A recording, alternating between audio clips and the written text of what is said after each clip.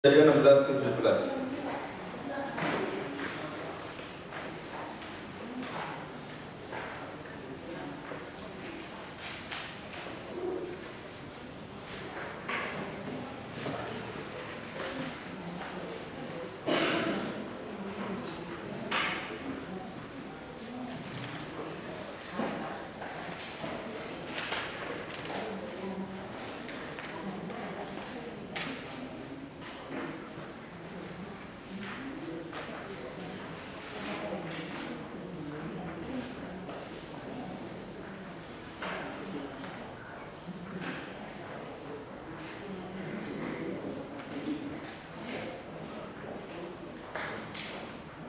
Oke, kita mulai ya.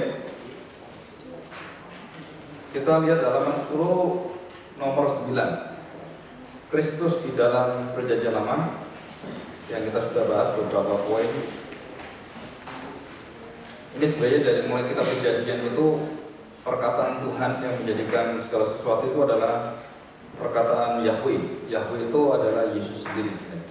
Jadi Tuhan itu. Setiap kata Tuhan besar di Alkitab itu disebut Yahweh, tetapi orang Israel mengatakan Yehova. Nah, itu adalah seluruh kegenapannya di dalam Kristus. Jadi kalau Yesus mengatakan akulah gembala yang baik, itu Yahweh pernah ngomong seperti itu. Dan akulah Allahmu, umatku, aku adalah terang. Nah, itu adalah perkataan-perkataan ini semua identitas daripada Yahweh, diambil oleh Tuhan Yesus semua. Itu nanti di beberapa poin di sini saya jelaskan ya. Nah, kita mulai dari 9, Kejadian 16 ayat 7 sampai 11. Di sana dikatakan Hagar dalam sangat kesusahan gitu ya, karena dia kehausan, kelaparan dan mau mati. Ayat 9 itu dia bertemu dengan malaikat Tuhan. Nah, malaikat Tuhan, kalau ada malaikat Tuhan besar, kalau Tu-nya biasa, Tuhan biasa, T besar, U-H-nya biasa, itu malaikat biasa. Tapi kalau T-U-H-nya besar, itu adalah Yesus. Ya. Jadi itu adalah Teofani. Teofani penampakan Allah. Dalam Yahweh itu dinamakan sebagai Yesus. Tuhan itu Yahweh sebenarnya, ditulis di sini. Jadi malaikat Yahweh, malaikat Tuhan. Nah, malaikat Tuhan yang seperti ini adalah malaikat yang langsung berbicara dan ada rencana-rencana penebusan di dalam setiap perjumpaan dia. Hagar, hamba Sarai, dari manakah datangmu dan kemanakah pergimu? Jawabnya, aku lari meninggalkan Sarai nyonyaku. Lalu kata malaikat Tuhan itu kepadanya, kembalilah kepada nyonyamu, biarlah engkau ditindas di bawah kekuasaannya. Jadi Tuhan yang meminta Hagar tidak melarikan diri, tetap dia harus setia walaupun ditindas, ya. 10. Lagi kata malaikat Tuhan kepadanya, aku akan membuat sangat banyak keturunanmu sehingga tidak dapat dihitung karena banyaknya. Sama persis dengan Abraham perkataannya. Jadi orang Israel dengan orang Arab itu sama. Ya, berkatnya sama. Ada kemiripan. 11. Selanjutnya kata malaikat Tuhan kepadanya, engkau mengandung dan akan melahirkan seorang laki-laki dan akan menamainya Ismail. El itu Allah, Elohim. Ya, Is itu anak laki-laki, kaum laki-laki. Sebab Tuhan telah mendengar tentang penindasan atasmu. Seorang laki-laki yang lakunya seperti keledai liar, demikianlah nanti anak itu. Tangannya akan melawan tiap-tiap orang, dan tangan tiap-tiap orang akan melawan dia. Jadi senang perang ya. Dan di tempat kediamannya ia akan menentang semua saudaranya. Jadi bahkan saudaranya pun ditentang. Itu perang di dalam kerajaan Saudi Arabia, kerajaan Arab itu terjadi peperangan keluarga.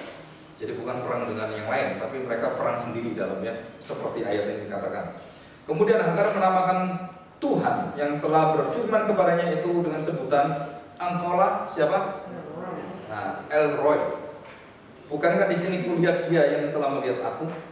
Jadi El Roy bahwa Tuhan memperhatikan kesusahan dia, memandang dia. Ya, jadi siapa itu? Yesus. Ya, ini yang ada. Nah, itu kemudian siapakah yang melarang Abraham untuk menyembelih anaknya? Kejadian 22, 11 dan 5. Ya, Kejadian 22, 11. Tetapi berserulah siapa? Yesus. Nah, jelas ya. Jadi berserulah malaikat Tuhan dari langit ini. Abraham, Abraham, sautnya, ya Tuhan. Lalu ia berfirman, jangan bunuh anak itu, dan jangan kau apa-apakan dia, sebab telah ku ketahui sekarang bahwa kau takut akan Allah, dan kau tidak segan-segan menyerahkan anakmu yang tunggal kepadaku. Dan kemudian ayat 14, dan Abraham menamai tempat itu Tuhan menyediakan, Yehova Yireh, El Yireh, El Roy tadi kan. Jadi ini El Yireh, Tuhan menyediakan. Di atas gunung Tuhan akan disediakan. Nah, surah ini menunjuk di atas gunung Yahweh itu adalah Golgota. Ya. Jadi Abraham tahu nggak nanti di Golgota akan mati Mesias? Tahu, dengan mata imannya. Ya, dia dikasih kemampuan dimensi roh. Jadi Abraham bisa lihat Yesus mati di sana. Kalau kau tahu Pak, Ibrani juga dijelaskan. Abraham tahu. Yang kitab Ibrani pasal 11 dan 12 di sana katakan Abraham tahu penebusnya, dan bahkan dia percaya kalau anak saya ini saya bunuh sekalipun bisa dibangkitkan Tuhan. Nah, itu kepercayaan Abraham. Jadi kenapa dia berani bunuh? Allah menciptakan saya kok. Pasti dia bisa hidupkan anak saya. Ya. Nah, maka dia nggak ragu-ragu pun, karena dia punya iman. Tapi jangan coba-coba dengan anakmu sendiri. Ya. Karena ini untuk Abraham, bukan untuk siapa-siapa ya. Jangan tiru-tiru gitu ya. Ada yang tiru-tiru juga, ya. Ada yang tiru, orang-orang suku itu tiru-tiru. Oke, saya lanjutkan ya. Saudara, ini banyak ya. Nanti kalau dipelajari ini ayat 12, yang 12 ya. Ayat 12, siapakah yang menampakkan diri pada Musa dalam bentuk semak yang terbakar, namun tidak terbakar dan berbau hangus. Keluaran 3, 2 dan 4. Dan yang mengatakan I am that I am. Ya. Siapakah itu? Setelah siapakah yang dirindukan oleh orang-orang dalam kitab-kitab yang ada, termasuk dalam kitab Al-Quran juga itu ya, bahwa nanti akan datang seorang penghakim yang ternama di akhirat dan di jagat dan di surga. Itu adalah Yesus Kristus, Isa Al-Masih. Nah, itu ada di kitab mereka, dan itu jelas ada. Dan bahkan beberapa peristiwa yang ajaib diceritakan di sana gitu ya, tentang Isa Al-Masih atau Yesus adalah kalam Allah, seperti Yohanes 1:14. Jadi Yesus adalah kalam Allah. Nah, itu di dalam kitab-kitab itu ada semacam misteri-misterinya yang dijawabnya di dalam firman Tuhan. 13, siapakah yang dilihat Yakub dalam mimpinya melihat anak tangga yang turun naik. Kejadian 28 ayat berapa, 12 ya. Maka bermimpilah ia, di bumi ada didirikan sebuah tangga yang ujungnya sampai ke langit, dan tampaklah malaikat-malaikat Allah turun naik di tangga. Nah, sore ini 13, perhatikan. Berdirilah Yahweh di sampingnya dan berfirman, Akulah Tuhan Allah Abraham nenekmu dan Allah Isa. Tanah tempat engkau berbaring ini akan kuberikan kepadamu dan keturunanmu. Saya tanya, siapa yang ngomong? Siapa? Yesus. Dan dia nanti yang berkumpul dengan main gulat smackdown dengan Yakub. Terus kemudian Yakub minta berkat. Ini aneh loh. Kalau kita minta berkat ya, diberkati kayak Yakub pasti gak ada yang mau. Saya pernah khotbah di gereja-gereja yang Pentakosta. Mereka, Pak, khotbah Bapak aneh sekali kan. Mau diberkati, wah berkati saya berkati. Karena dia takut dengan Esau. Kalau diberkati berarti dia tenang hatinya. Terus saudara tahu bagaimana Tuhan berkati? Pangkal pahanya dipelecok atau di engselnya dilepas. Seumur hidup dia mujizat. Loh, berkat kok kayak gitu? Nah, saya tanya kan jemaatnya, siapa yang mau diberkati seperti ini? Gak ada yang acung tangan. Di sini juga saya tanya, siapa yang diberkati gini? Siapa yang nggak berani semua kan? Gitu kan? Tapi Pak Samuel Tunet itu pasti acung tangan dia. Ini berkat Tuhan. Ya kan? Yang alami acung tangan, yang nggak alami nggak merem kan? Betul nggak? Nick Juvivic pasti dia angkat tangan, untung nggak ada tangannya dia. Yang nggak punya tangan kaki kamu dia. Kenapa kamu seperti ini? Tuhan berkati saya. Nah, Itu perkataan yang keluar dari mulut dia. Ya, jadi kenapa Tuhan berada di samping dan menjelaskan. Jadi ini tangga ini sampai ke surga loh. Jadi dia mimpi dari bumi ya, dari pijakan bumi ini tangga itu sampai ke surga. Dan malaikatnya turun berapa ratus ribu malaikat gitu kan. Terus kemudian berdiri di tangga itu di samping. Terus beritahu Yakub. Nah, siapa yang dilihat? Dikatakan Yahweh. Nah, saudara perhatikan, Yahweh tidak pernah dilihat oleh siapapun. Sudah saya jelaskan kan dalam Yohanes 5. Suaranya pun tidak pernah didengar orang dan tidak pernah dilihat oleh siapapun. Dan hanya melalui anak baru Yahweh diketahui suaranya, wajahnya, dan seluruh karakter hidupnya. Yahweh sendiri tidak pernah diketahui. Maka Tuhan mengatakan, kalau kamu tahu aku, kamu tahu Bapa. Nah, itu. Jadi kalau kita lihat di sini Yahweh ini siapa? Disebutkan ini adalah Yesus, Theophany Allah. Dia menampakkan diri. Ya, ini luar biasa. Oke, kita lanjutkan. Siapa yang melarang Biliam dan menghimpit keledainya sampai keledai itu bisa berbicara? Nah, yang bikin keledai bicara siapa? Ya, maka jangan terlalu keras kepala kayak keledai. Bilangan 22. Bilangan 22. Ya, ayat 22 sampai 35. Ayat 22 ya. Tetapi bangkitlah murka Allah ketika ia pergi dan berdirilah malaikat Tuhan. Nah, siapa malaikat Tuhan besar? Yesus, malaikat Allah. Di jalan sebagai lawannya, Biliam mengendarai keledainya yang betina dan dua orang bujangnya ada bersama-sama dengan dia. Ketika keledai itu melihat malaikat Tuhan berdiri di jalan dengan pedang terbunus di tangannya, takut ya, keledai bisa takut. Menyimpanglah keledai itu dari jalan dan masuk ke ladang. Maka Biliam memukul keledai itu dan memalingkannya kembali ke jalan. Kemudian pergilah malaikat Tuhan berdiri pada jalan yang sempit di antara kebun-kebun anggur dengan tembok sebelah menyebelah. Ketika keledai itu melihat malaikat Tuhan, ditekankannya dirinya pada tembok saking takutnya. Jadi kayak keledai itu kayak seperti itu. Sehingga kaki Biliam terhimpit pada tembok, itu kesakitan dia. Saking sakitnya, maka ia memukulnya pula. Jadi keledainya dipukul oleh Biliam. Ya, berjalanlah pula malaikat Tuhan. Terus melihat malaikat Tuhan meniarlah keledai itu. Saudara, ini Biliam ini babaknya luar biasa. Udah keledai kayak gitu masih gitu sampai akhirnya ini saudara. Ketika 27 melihat malaikat Tuhan meniarlah keledai itu dengan Biliam masih di atasnya, maka bangkitlah marah Biliam, lalu dipukulnya keledai dengan tongkat mungkin gitu ya. Dan 28 ketika itu Tuhan membuka mulut keledai sehingga ia berkata kepada Biliam, apakah yang kulakukan kepadamu sampai kau memukul aku 3 kali? Biliam lepas. Keledai bisa ngomong. Nah, Biliam mengatakan, karena engkau mempermain-mainkan aku, seandainya ada pedang di tanganku, tentulah engkau kubunuh sekarang. Tapi kalau dia itu berkata kepada Biliam, ini bercakap-cakap ya, kalau dia dengan manusia ya, hebat ini. Bukankah aku ini keledaimu yang kau tunggangi selama hidupmu sampai sekarang? Pernahkah aku berbuat demikian padamu? Jawabnya tidak. Kemudian Tuhan menyingkapkan, nah surah ini, mata Biliam, langsung dia buka. Dilihatnya malaikat Tuhan dengan pedang terbunus di tangannya berdiri di jalan, lalu berlututlah ia dan sujud. Langsung, tak berani, buk langsung.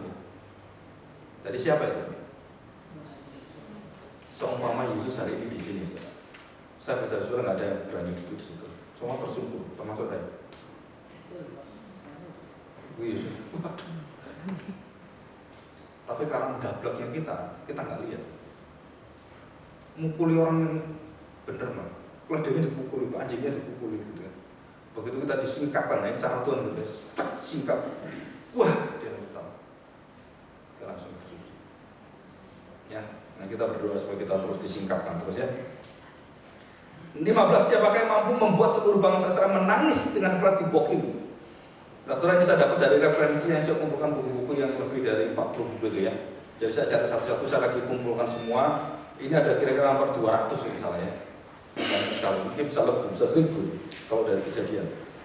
Ya, Siapakah yang mampu? Hakim-Hakim 2 ayat yang ke-4. Saudara perhatikan. Saudara, saya percaya gerakan kebangunan rohani, pertobatan massal itu harus hadir malaikat Tuhan. Dan saya percaya waktu John Sung ada di Semarang pertama kali tiba di Indonesia, dan dia tidak pernah berpromosi apapun, dan begitu dia tiba di tempat itu pagi jam katanya 9, dan sore hari itu ribuan orang bisa kumpul berada di dekat pantai, dan dia langsung khotbah di sana. Dan saya percaya itu adalah malaikat Tuhan di sana. Ada kuasa Tuhan yang ajaib. Kenapa saudara? Karena perjalanan dia adalah membuka gereja baru di pulau yang ada di Jawa. Bayangin John Sung itu zaman dulu naik apa saudara? Itu berbulan-bulan, bisa bertahun-tahun dia di tengah lautan. Dan setiap kali di tengah lautan dia bacanya apa? Yesus Kristus, Yesus Kristus. Dan dia khotbah Yesus Kristus. Sampai hari ini Billy Graham juga sama, khotbahnya Yesus. Nah, atau yang lain. Ya, terakhir ini beberapa hamba Tuhan juga mulai khotbah Yesus gitu ya. Nah, kalau kita seluruh jemaat, seluruh komisi khotbahkan diajak Yesus, nah itu lebih hebat itu kuasanya. Betul ya? Siapa tahu Tuhan pakai nanti kemudian hari. Ya. Kita lanjutkan. Jadi di Bokim itu ya. Sorry baca dulu ya ayat 4. Setelah malaikat Tuhan mengucapkan firman itu pada seluruh Israel, terjadi apa saudara? Menangislah bangsa itu dengan keras. Maka tempat itu dinamai Bokim. Lalu mereka mempersembahkan korban di sana kepada Tuhan. Bokim artinya apa? Menangis dengan memerah.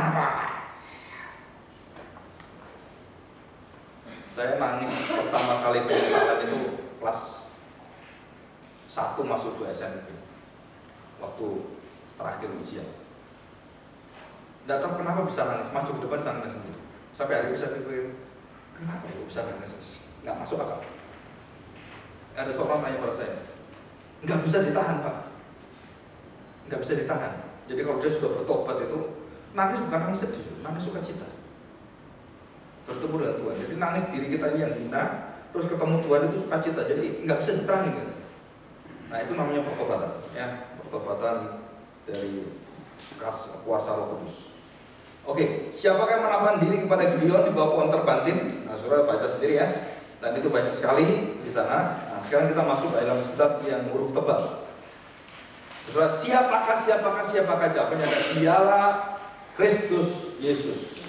Rahasia keagungan ibadah kita. 1 Timotius pasal 3 ayat 6. Yohanes 3 ayat 16. Ya, 1 Timotius 3 ayat 16. 1 Timotius 3 ayat 16 sampai dengan Yohanes 3 ayat 16. Saya bacakan ya. Nah, saudara ada syair. Ini sebenarnya syair ya. Dan sesungguhnya akunlah rahasia ibadah kita. Dia yang telah menyatakan dirinya dalam rupa manusia, dibenarkan dalam roh, yang menampakkan dirinya kepada malaikat-malaikat. Saudara perhatikan. Jadi malaikat-malaikat itu sebelum menyampaikan hati Bapa, saudara, mereka itu diberitahu oleh siapa? Yesus. Jadi yang menyampaikan berita para malaikat harus begini dan begitu, yang atur siapa? Yesus.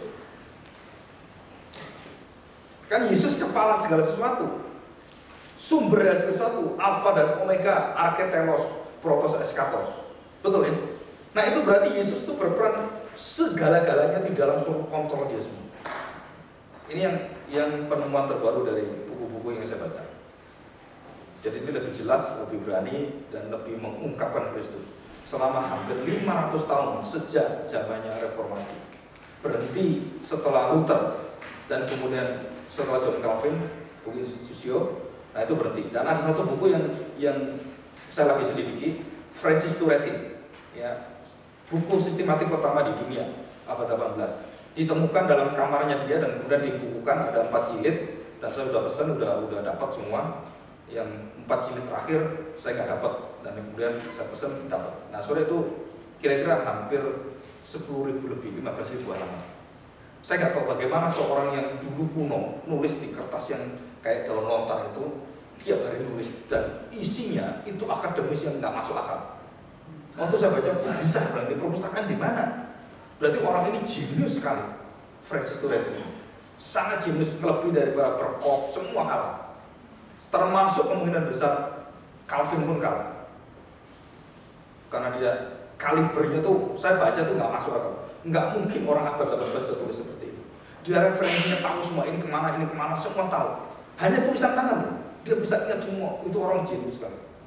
Ingat semua yang ditulis, ini halaman berapa, ini di mana, tulis semua dia. Dan nggak pakai iPad kayak saya. Saya kan pakai iPad ya. Nggak hafal semua, dia apa semua loh. Seluruh ayatnya apa semua. Nah nanti kalau ada pelatihan ujian harus hafal semua itu, pendeta-pendeta. Ya kan? Oke, kita lanjutkan ya. Dialah Kristus rahasia keagungan kita. Jadi dikatakan dia yang telah menyatakan dirinya dalam rupa manusia, dibenarkan dalam roh dan menampakkan dirinya pada malaikat-malaikat, diberitakan di antara bangsa-bangsa yang apa saudara? Tidak mengenal Allah. Termasuk siapa di sini? Termasuk bangsa siapa? Yang dicintai Tuhan. Israel. Jadi Israel punya Taurat, punya Musa itu belum kenal Yesus. Jadi kalau saudara pegang PL saja, saudara nggak akan diselamatkan.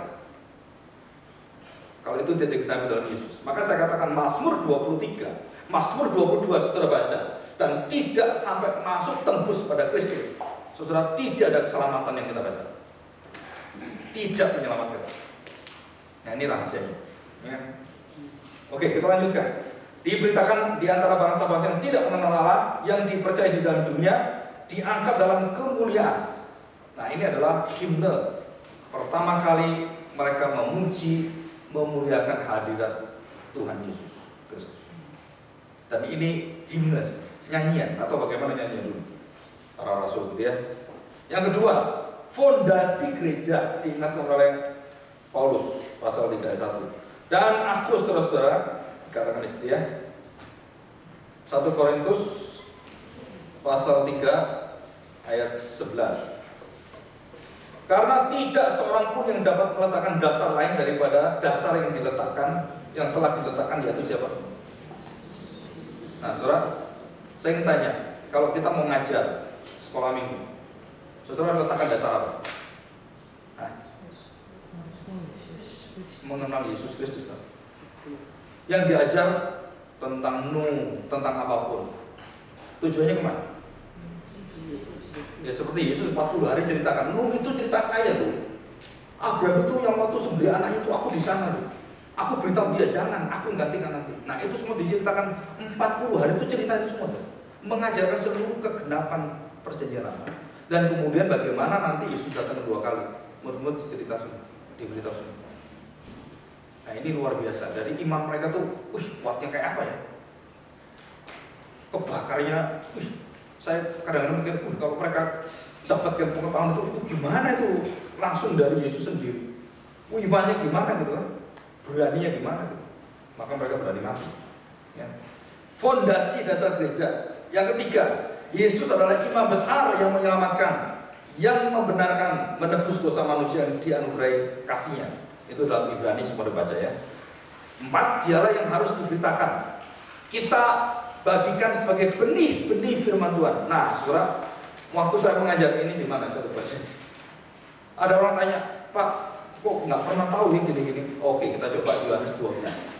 Ya, Yohanes 12. Itu di situ lupa dimasuknya. Yohanes 12 dari ayat 20, kematian Yesus itu ya, itu benih. Jadi kalau saudara memberitakan kematian Yesus, itu adalah benih yang akan dibangkitkan. Ayat 22 Yohanes 12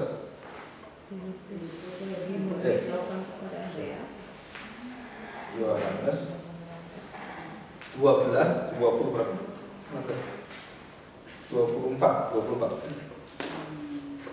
ya.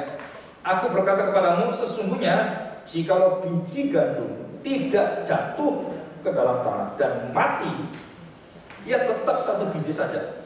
Tetapi jika ia mati, ia akan menghasilkan banyak buah. Bukan pohon, Ustaz. Ini perkataan ini aneh sekali. Saya waktu baca-baca kadang-kadang saudara jadi orang pintar. Baca Alkitab itu kadang-kadang nggak logis. Waktu dibaca benih, berarti kan harusnya ada akar dulu dari pohon gitu kan? Enggak, benih langsung apa? Buah.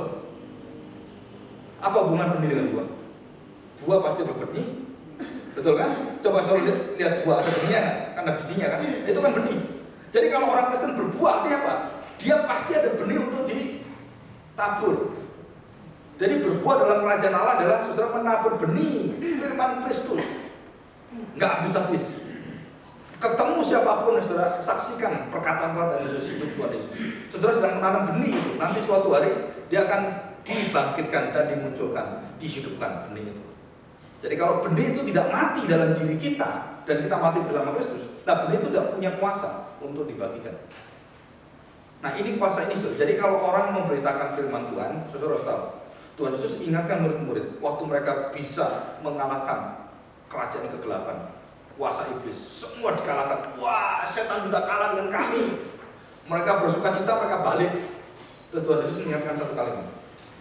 Jangan kamu senang, jangan kamu bersuka cita karena setan tunduk kepada kamu. Tidak, tapi bersuka cita karena saudara, namamu dicatat dalam kitab kehidupan. Jadi namamu itu sudah dimatikan di sana. Namamu sudah bersama dengan Kristus di sana, dan kemudian kamu baru bisa bertumbuh. Kamu bisa memberikan benih-benih. Kamu bisa berbuah. Jadi mengapa dikatakan berbuah? Karena buah itu siap ada benihnya. Nggak ada buah, nggak ada benih. Buah kecuali buah semangka sekarang, benihnya putih-putih semua gitu ya. Dibuat tidak berbenih. Semua buah dibuat tidak berbenih gitu. Jadi gereja Tuhan juga gitu, dibuat nggak berbenih semua.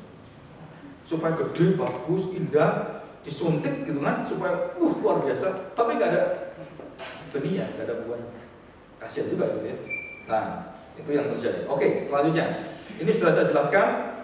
Dialah visi misi seluruh arah tujuan gereja Tuhan. Nah, saudara, termasuk bukan hanya gereja, keluarga kita. Ya, saudara belajar itu. Beritahu anak-anak kita.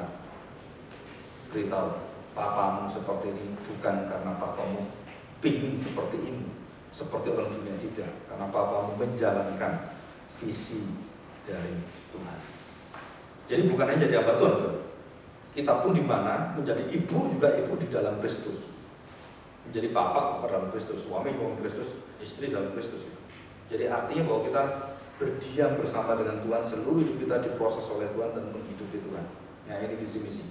Jadi Wahyu itu jelas, nanti penjelasannya di poin yang ke-6 itu ya.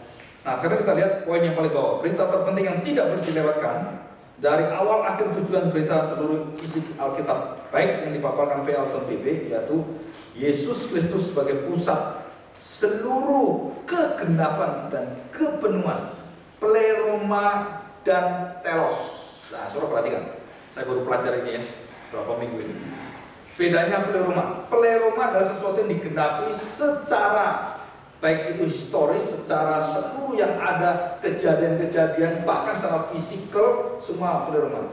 Telos digenapi dengan kuasa roh yang tidak kelihatan dan menuju pada puncak kemuliaan yang Allah berikan. Jadi pleroma itu adalah penggenapan. Contoh pleroma ya, contohnya. Dikatakan Matius 5:17, aku bukan menghapuskan, tapi aku menggenapi. Itu pleroma, bukan telos. Nah, pleroma aja. Jadi tuntutan hukum Taurat bahwa harus ada orang yang berkorban bagi kita, diwakili dengan kambing, domba, disembelih. Nah, pleroma itu artinya apa? Aku sekarang menjadi penggenapnya. Jadi aku jadi apa? Gantikan kambing itu dan kemudian disembelih, dibunuh, mati. Nah, itu namanya pleroma. Jadi langsung menggantikan secara historis kejadian semua. Nah, kalau telos adalah membawa seluruh pleroma itu menuju arah serupa dengan Allah di dalam Kristus anaknya. Nah, itu tujuannya. Ya. Jadi kalau kita belajar dari awal pertama kita terus itu kita mulai ngerti. Oh iya, jelas ini. Nah, setelah ngerti saudara bahwa setiap area hidup kita, setiap inci hidup kita, setiap detik hidup kita, setiap kejadian itu dibawa untuk kembali pada teosnya, pada kemuliaan Tuhan. Dan kita diberi kuasa oleh Tuhan menjadi